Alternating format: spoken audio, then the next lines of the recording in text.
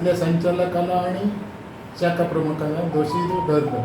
काय होतं, हे कर्मचारी अपहार करतात आणि त्याचं खापर संचालकावर पडतं. आता दोडामार्गचा नियम तिथे त्याच्यावर दोडामार्गच्या संचालकावर आणि तिथल्या शाखा प्रमुखावर जशी कारवाई झाली पाहिजे तशी पहिली प्रथमदर्शनी कारवाई वेंगुर्ल्याचे जे विद्यमान संचालक आणि आताचे संचालक यांच्यावर दोघांवर का.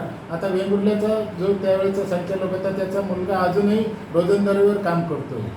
आज सुद्धा तो रोजंदारी वर्षभर अपहार त्याच्या कारकिर्दीत होऊन तो त्याच शाखेत काम करतोय. उद्या ते त्याचं भविष्यात त्याचे कायम कर्मचारी म्हणून त्याला काल 4 ज्या शिपायाच्या भरती झाली या संचालकांनी सुद्धा वाटून घेतलं. तर 2 संचालकाची त्याच्यात मुलं आहेत. अरे एवढा मोठा संचालकाचा कारभार करता आणि तुमच्या मुलांना शिपायाची नोकरी लावण्याची अपेक्षा कशी काय तुम्ही करता.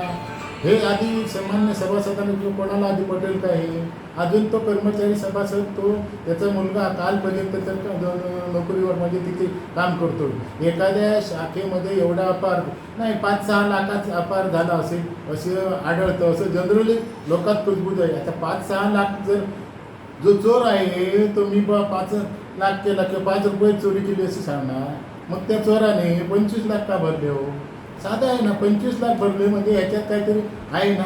आणि मी म्हणतो ह्या पहिला जो भागवत झाला हा दुसरा भागवत झाला आणि तिसरा भागवत तयार व्हायला याच्यावर जर रितसर कारवाई झाली नाही, योग्य ती जर संघटनात्मक वाद घालून राहिले तर ह्या पतपेढीचं काय कारण नाही. तिसरा भागवत इथेच तयार होणार. त्याच्यामुळे त्या जे दोडामार्ग शाखेमध्ये जे काही जे पदाधिकारी होते किंवा संचालक होते त्यांना सोडल्यामुळे आज हा प्रकार घडला. आणि ह्या सगळ्याला कारणीभूत संचालकच आहे. जसे कर्मचारी आहेत तसे अरे तुम्हाला कॉम्प्युटर साधे व्यवहार आहे. पंचायत समितीकडून रिकव्हरी समजा 1 कोटी 10 लाख आली तर 1 कोटी 10 लाख बँकेत भरले की नाही हा सामान याला काय फार डोकं लागतं की ते संचालक. आता ते म्हणतात की रिकव्हरी म्हटली भरली. माझ्या माहितीनुसार हा प्रकार एक प्रकार झाला. आम्ही अजून काय त्यांच्याकडे माहिती घेतलेली नाही. रिकव्हरीतून काढण्याचा एक प्रकार झाला. पण तो डोक्याने एवढा हुशार आहे की कोणाला काय संचालकाच्या खात्यावरती सुद्धा पडले पैसे काढलेले असणार. सगळ्यांचे पैसे काढले आणि किती काढले ह्याचा अजून थांब पत्ता नाही. आणि त्यांनी एवढी सगळी यंत्रणा बांधलेली आहे. इव्हन पत्रकारिता हा सुद्धा ह्याचा लोकशाहीचा 4था स्तंभ आहे.